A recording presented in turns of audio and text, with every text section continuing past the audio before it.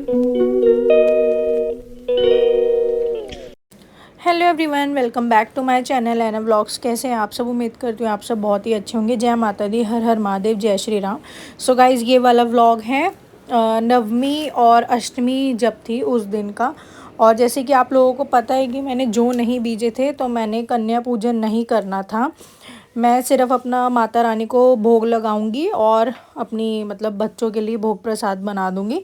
तो मेरे घर में ऑलरेडी एक कन्या है, और कन्या जो होती है, बच्ची जो होती है, लड़कियां जो होती हैं, वो माता रानी का रूप ही होती हैं। तो मैंने यहाँ फटाफट से जो है रात को ही चने भिगो के सोई थी मैं। फटाफट से सुबह साफ़ सफाई करी घर की, टाइमली नहा धो लिया और चने चढ़ा दिए मैंने, काले चने। और उसको तड़का लगाऊंगी मैं, और उसके बाद काले चने को सीटी वीटी लग गई अच्छे से। और यहाँ पर फिर मैंने हलवा बनाया सूजी का, देसी घी में। तो फटाफट से जो सूजी का जो पानी होता है उसी में ही मैं चीनी डाल देती हूँ। चीनी नहीं, खांड यूज़ करती हूँ मैं। तो उसी में ही खांड डाल देती हूँ और इलायची डाल देती हूँ 2-3, उससे अच्छा हो जाता है। और फिर छान के मैं हलवे में डाल देती हूँ, तो उससे एक अच्छा फ्लेवर आ जाता है इलायची से।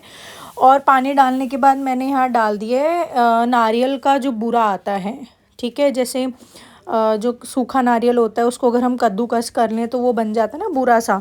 तो ऐसे ही पैकेट में भी आता है, दुकान से भी हम लोग डायरेक्टली बाय कर सकते हैं। तो उसमें ना सूखे नारियल को हमें घिसने की ज़रूरत नहीं होती, कद्दूकस करने की नीड नहीं पड़ती।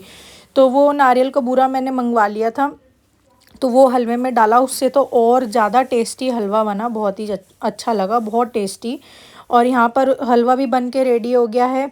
और यहाँ पर छोले उबल ही गए थे, काले चने। अब उसको मैं तड़का लगा रही हूँ। कुछ लोग जो है ना गाइस, तड़का नहीं लगाते हैं, बस उबाल लेते हैं और हींग जीरा का बल हल्का सा ही छौंका दे देते हैं।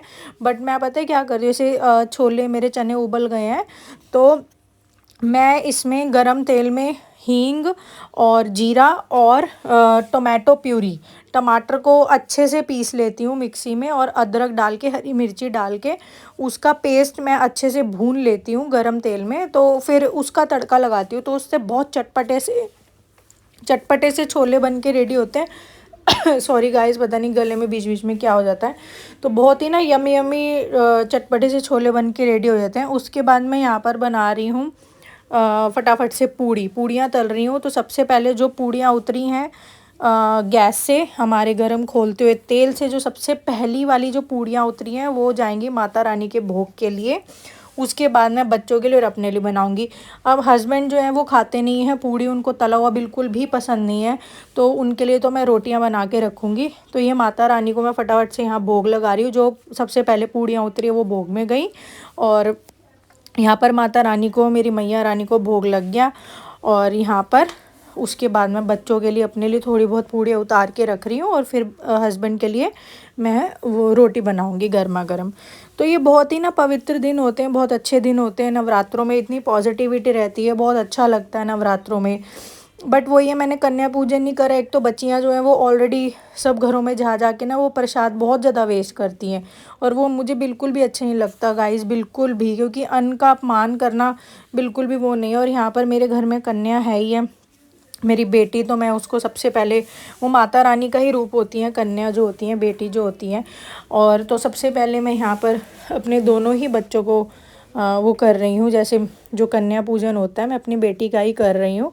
और गाइस, कहते हैं कि बेटियाँ जो होती है वो पराया धन होती है, बट मेरे लिए ऐसा बिल्कुल भी नहीं है। कुछ भी पराया वराया धन नहीं होती है बेटियाँ।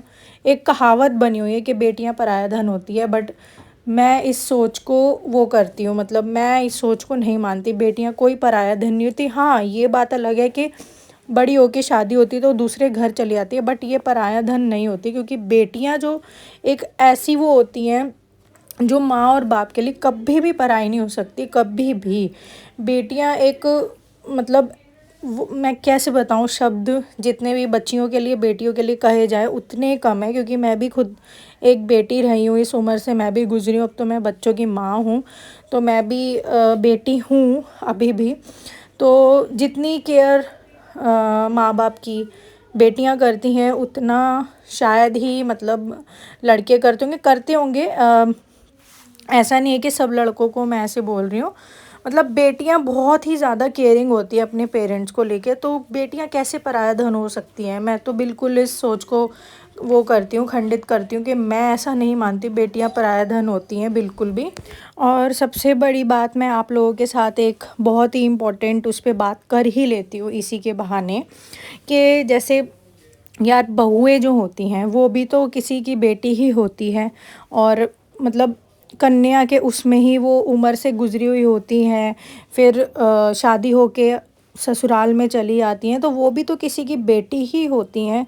और इतना अत्याचार होता है बहुओं पर, औरतों पर, बिल्कुल भी लोग सोचते नहीं हैं कि जो वो कर रहे हैं, कि मतलब खुद की बेटी के साथ अगर ऐसा हो, जैसा वो लोग बिहेव करते हैं बहुओं पे, डोमेस्टिक वायलेंस करते हैं, अत्याचार करते हैं, अगर सेम वो ही चीज़ अपनी बेटी के साथ हो, खुद की बेटी के साथ, तो कितना खून खोलेगा।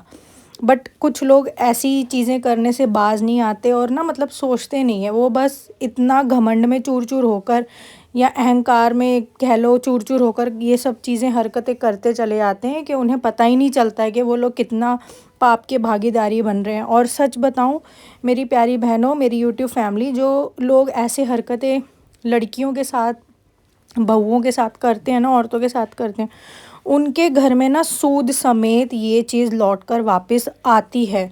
बस सब कुछ क्या है, समय का खेल होता है, सब चीज़ समय पर डिपेंड होती है। समय के हिसाब से ना वो चीज़ सूद समेत वापस आती है। फिर वो इंसान जो है ना, ये सब चीज़ समझ ही नहीं पाते कि क्या हो रहा है क्या नहीं हो रहा।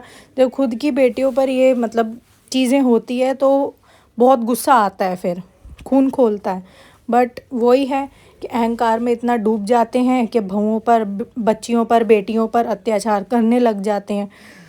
तो बस मैंने सोचा कि ये कन्या पूजन था, तो कैसे एक बेटी घर में पैदा होती है, वो कन्या रूप लेती है, फिर वो बड़ी होती हैं, शादी लायक हो जाती हैं, फिर उनको शादी करके विदा कर दिया जाता है ना। मतलब जिस बच्ची को हम लोग पालते पोसते हैं, वो दूसरे घर जाती हैं, उन पर अत्याचार होता है, वायलेंस होती है, तो माँ बाप पर क्या बीतती है यार। सीरियसली इस चीज़ का कोई भी आंसर नहीं है, बिल्कुल वर्डलेस चीज़ें हैं ये सब। पर वही है, जो लोग ये सब करते हैं उनके घर सूद समेत वापस जाती है। सीरियसली ये चीज़ ना, और मैंने देखा भी है कि सूद समेत वापस जाती है। तो बस यही है, मैंने कहा चलो इस बहाने आप लोगों से इस मैटर में भी बात कर ली जाए कि बच्चियों के साथ बेचारी जब बड़ी होती है, बहू के रूप में घर जाती है, तो क्या क्या चीज़ें होती हैं। तो फ़िलहाल तो इस व्लॉग का बस यहीं करते हैं एंड। अब मैं यहाँ बना रही हूँ रोटी, क्योंकि हस्बैंड जो है वो पूड़ियाँ नहीं खाते, उनको तला भुना बिल्कुल पसंद नहीं है, तो उनके लिए मैं रोटियाँ बना के रख रही हूँ गरम गरम।